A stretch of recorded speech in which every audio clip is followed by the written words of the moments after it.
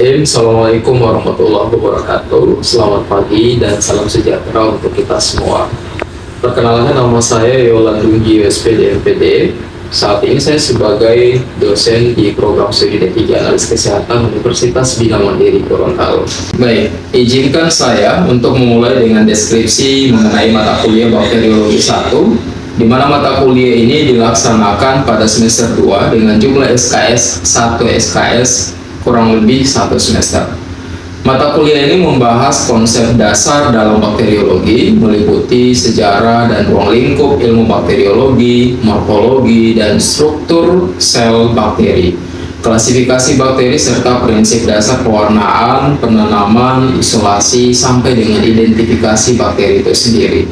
Kemudian, mahasiswa juga akan dikenalkan dengan berbagai macam teknik dasar pemeriksaan bakteriologi klinik di laboratorium kesehatan, termasuk penggunaan media pertumbuhan, teknik inokulasi, pewarnaan gram, sampai dengan identifikasi koloni bakteri secara makroskopis. Yang terakhir, mahasiswa dilatih untuk mengembangkan keterampilan teknis dan menerapkan prinsip keselamatan kerja di laboratorium kesehatan, khususnya mikrobiologi, serta menunjukkan sikap profesionalitas, teliti, dan juga bertanggung jawab dalam pelaksanaan pemeriksaan bakteriologi dasar. Baik, capaian pembelajaran dari mata kuliah Bakteriologi 1 yang pertama adalah menunjukkan sikap bertanggung jawab atas pekerjaan di bidang keahliannya secara mandiri. Kemudian menguasai teori yang terkait dengan pemeriksaan laboratorium medik, mulai dari tahap pra-analitik, analitik, sampai dengan pasca analitik. Baik, capaian pembelajaran dalam Bakteriologi 1 yang pertama adalah menunjukkan sikap bertanggung jawab atas pekerjaan di bidang keahliannya secara mandiri. Yang kedua, menguasai teori yang terkait dengan pemeriksaan laboratorium medik, mulai dari tahap pra-analitik, analitik, sampai dengan pasca analitik di bidang bakteriologi. CPL yang ketiga, bertanggung jawab pada pekerjaan sendiri dan dapat diberi tanggung jawab atas pencapaian hasil kerja kelompok. CPL yang keempat adalah mampu mengaplikasikan teknik dasar laboratorium untuk pemeriksaan bakteri. Yang kelima atau yang terakhir adalah mampu mengidentifikasi hasil pemeriksaan laboratorium medik yang berisiko tinggi. Kemudian CPMK yang keempat adalah mahasiswa mampu melakukan pemeriksaan bakteriologi dasar sesuai dengan prosedur standar dan memperhatikan prinsip biosafety. Dan yang terakhir adalah mahasiswa mampu menunjukkan sikap disiplin, sikap bertanggung jawab, dan teliti selama pelaksanaan praktikum bakteriologi. Kemudian bahan kajian atau materi pembelajaran pada mata kuliah Bakteriologi 1 ini ada beberapa. Yang pertama, pengertian sejarah perkembangan dan ruang lingkup bakteriologi.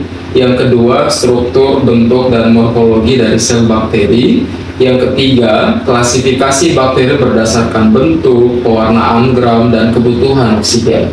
Yang keempat, prinsip dasar pewarnaan gram dan pewarnaan khusus. Dan yang kelima adalah identifikasi hasil pewarnaan sampai dengan identifikasi makroskopis koloni dari bakteri itu sendiri.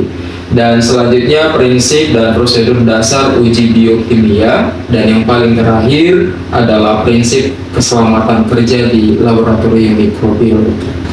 Kegiatan belajar mengajar Bakteriologi 1, bentuk aktivitas proses belajar mengajar yang saya implementasikan di kelas itu sangat bervariasi, terdiri dari model pembelajaran PBL atau Problem Based Learning, PJBL, Project Based Learning, dan Case Study.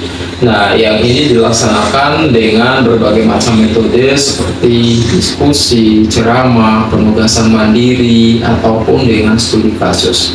Seringkali juga dilaksanakan dengan penugasan kerja lapangan, mini seminar, serta kegiatan kokurikuler lain yang mendukung proses pencapaian kompetensi mahasiswa tersebut.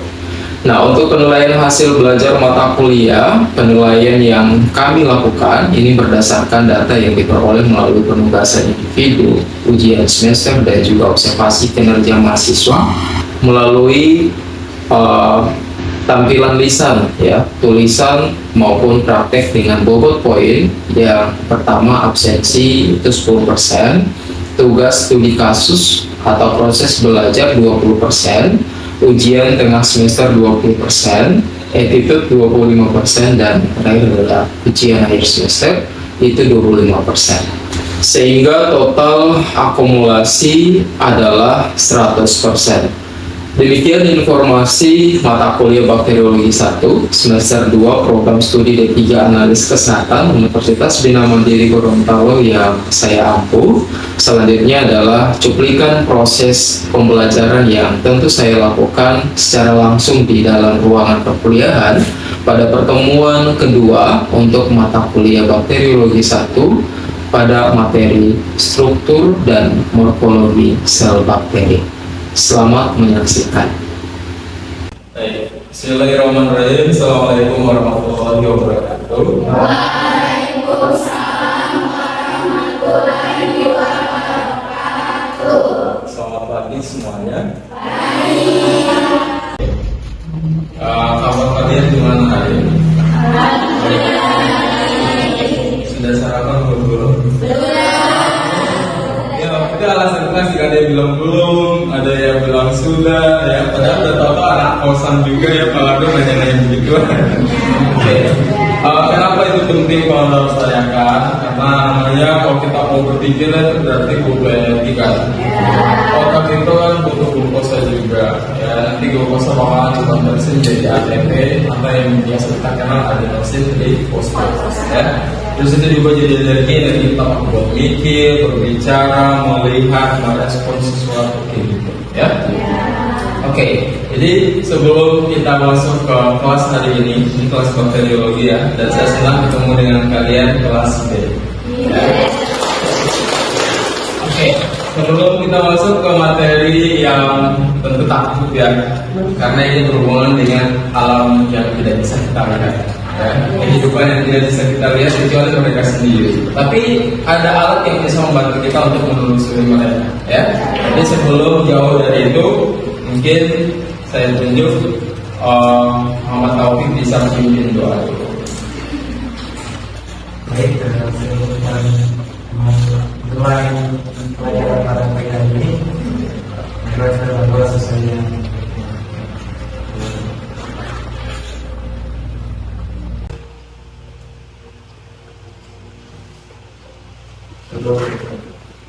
Oke, terima kasih semuanya hadir. Kalian kelas B berapa orang? Kalian kelas B berapa orang? 24. Oke, jadi ada satu fenomena yang ingin saya gambarkan di kalian. Ya, fenomena itu pernahkah kalian menyadari kenapa sih dalam hidup itu kita memang nggak tahu seperti apa prosesnya ya kehidupan ini ada. Gitu. Tapi kehidupan ini tidak ada yang terjadi secara kebetulan, pasti semuanya dalam perencanaan Tuhan, ya kan? Tapi ada yang kaya, ada yang miskin, ya kan? Ada beragam kehidupan yang bisa kita alami. Terus ada juga yang sehat, ada yang sakit. Saya terlalu gimana ya? Notice dengan yang namanya sakit. Nah sekarang kita kesakit aja dari perkara sakit. Kalau sakit hati, tahu-tahu kita punya kaca memang benar kelihatan ya, dia ini yang menjadi penyebab kita tuh sakit hati, ya kan? Kalau sakit fisik, mungkin kemungkinan ya kalau kita lagi ngokos banget terus tiba-tiba beres jadi, ya, atau enggak kita lagi kecelakaan, tahu ada penyebabnya, ya. Tapi ada juga sakit yang itu nggak tahu, kita tidak pernah tahu apa sumbernya.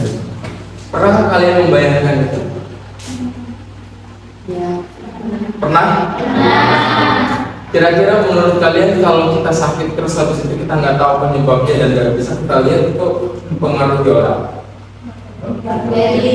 Apa karena ya bakteri? Terus apa lagi?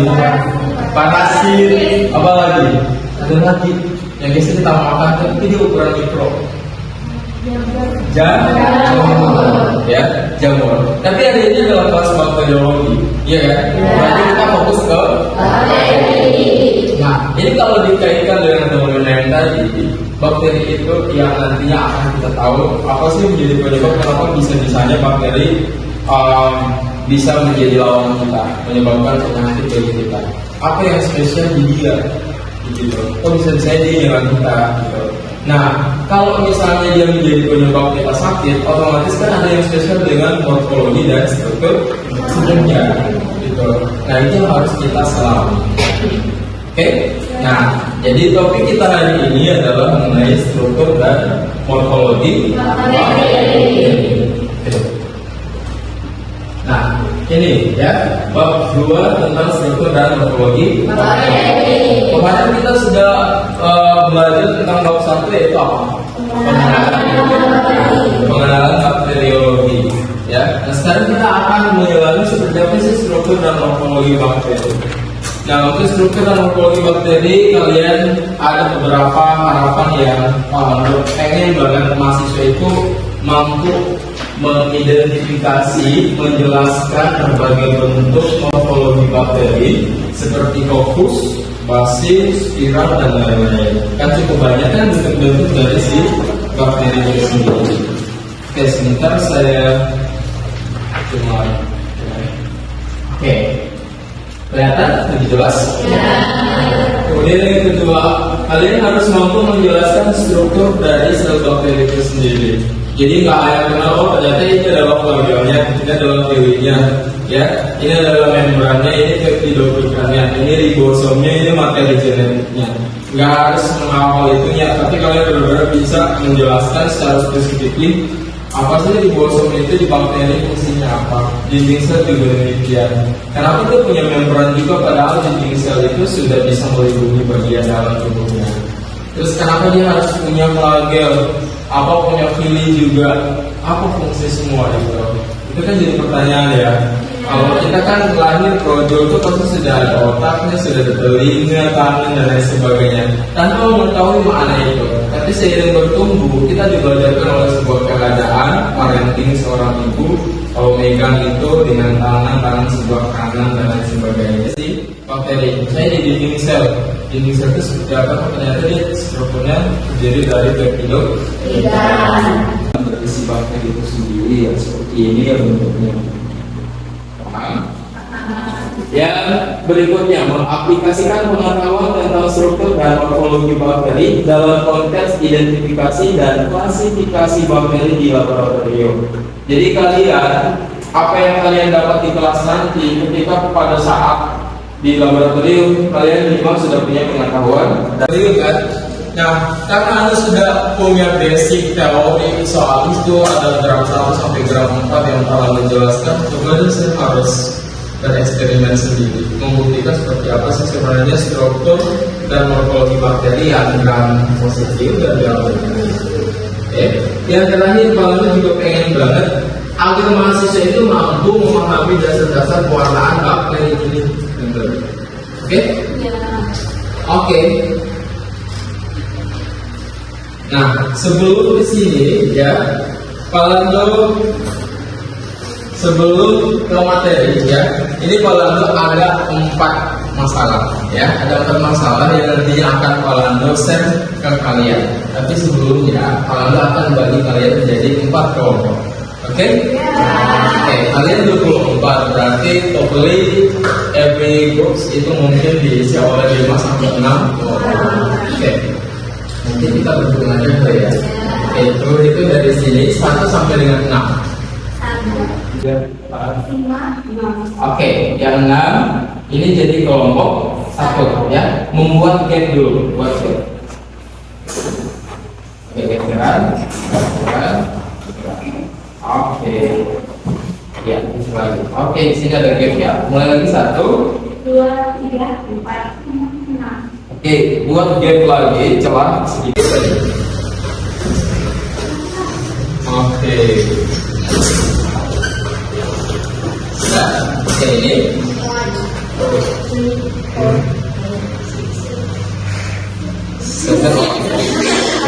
Oke, ini sudah berapa? 3 kelompok ya? 3 kelompok.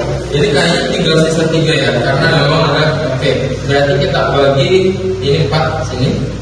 Ini sini 4. Di sana ada berapa? 6 ya? Oh, berarti sama ini 6. Di sini 5 aja. Yang 2 dan 3 5. Ini satu ya? 6. Yang ini? Oke. Yang ini masuk di sini 6. 1, 2, 3, 4, 5, 6. Jadi berapa? 5 ya? Oh, sudah 5 aja.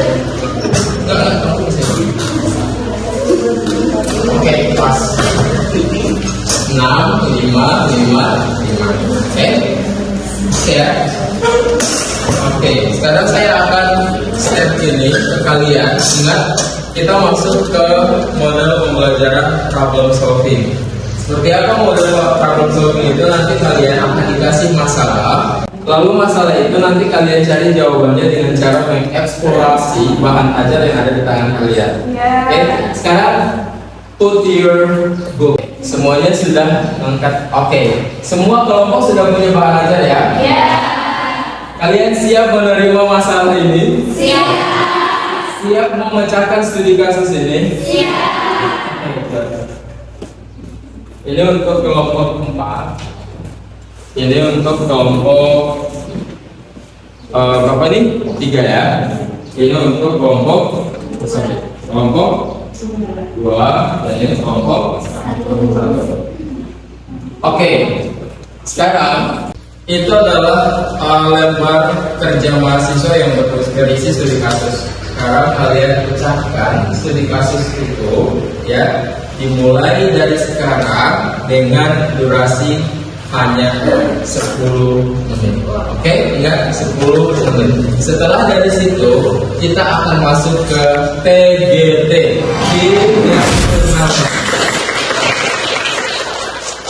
Oke, sudah siap?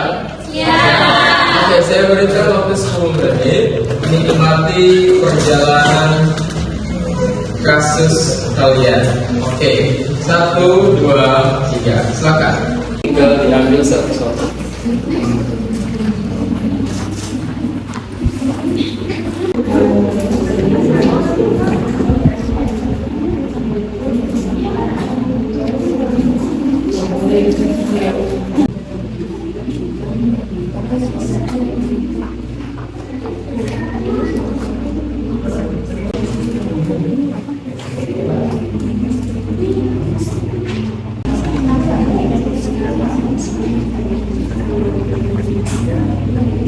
Time's up. Ya, durasi sudah selesai. Ya, sekarang kita akan masuk ke TGT. Ya, atau Teen Games Turnamen. Oke, di Teen Games Turnamen ini kalian akan memecahkan masalah. Setiap pertanyaan itu akan diberikan bobot 10. Ya, akan diberikan poin 10. Ya. Jadi untuk TGT ini dibagi menjadi 3 ya. Ada babak pengisian, kemudian untuk babak yang kedua rebutan, dan yang ketiga babak penentuan. Oke, babak penentuan. Sudah siap kalian? Siap. Kita mulai dari babak pertama, babak pengisian. Oke. Soal nomor 1. Kalian ini akan diserahkan ke masing-masing kelompok dulu, karena ini babak pengisian ya. Jadi kelompok yang tidak bisa menjawab tidak akan dapat poin, tapi kalau bisa menjawab dia bisa dapat poin. Poinnya 10 ya. Dan pertanyaannya itu tidak bisa diambil alih oleh kelompok lain. Artinya udah halus. Oke? Oke, mungkin saya mulai dari kelompok 1. Dengarkan baik-baik. Pilihan ganda. Bakteri yang memiliki bentuk bulat atau sferis dan seringkali tersusun dalam rantai disebut titik-titik. A. Basil. B. Kokobacil. C. Streptococcus. D. Staphylococcus. E. Vibrio. Tentukan jawaban kelompok 1 dimulai dari sekarang. Oke, sana. C. Yakin nggak mau diubah dulu? Sudah? Bungkus? Oke ya? Oke, 10 poin untuk kelompok 1. Oke, sekarang kita masuk ke babak kerebutan. Ya, babak kerebutan ini babak kedua. Kalian harus benar-benar berebut. Tapi saya mau di masing-masing kelompok hanya akan ada satu orang yang bakalan angkat tangan, nggak boleh semuanya. Supaya bisa teramati sama mata saya yang memilih. Ya, oke, paham ya? Oke, jadi tentukan saja di masing-masing kelompok kalian siapa yang bakalan angkat tangan untuk menjawab pertanyaan ini. Siap? Kalau salah akan berkurang poinnya menjadi 5 poin, ya, dikurangi menjadi 5 poin. Kalau benar kalian akan tambahan 10 poin lagi. Oke, siap ya? Silakan. Saya scroll dulu. Oke. Bakteri gram negatif memiliki lapisan peptidoglykan lebih tebal dibandingkan dengan bakteri gram positif. Turun dulu.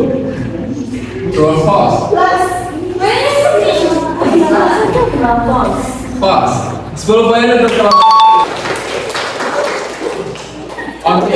Kelompok 1 sudah memperoleh poin 20 poin. 30. Kelompok 2 10 poin. Kelompok 3 20 poin. Kelompok 4 20 poin. Oke. Tinggal sesi terakhir. Selesai. Oke, sudah siap kalian? Ini adalah babak penentuan. Jelaskan perbedaan utama bakteri Coccus dan Bacillus. Bakteri Bacillus dan Coccus itu dia, kalau bakteri Coccus berbentuk bulat, contohnya seperti bakteri Streptococcus pneumonia ataupun Staphylococcus aureus. Kemudian untuk morfologi dari bakteri Bacillus itu berbentuk batang, contohnya dia seperti bakteri Escherichia coli ataupun Bacillus subtilis. Oke, 10 ya, poin 10. Dan berapa poinnya? 30. Oke. Selamat 45. Kelompok 2 10. Kelompok 3 40. Kelompok 5 25. Oke, selamat. Ini 50 ya? Oke. Terbaik satu jatuh pada kelompok 1. Terbaik 2 jatuh pada kelompok 3. Terbaik 3 jatuh pada kelompok. Memberikan apa sih kelompok?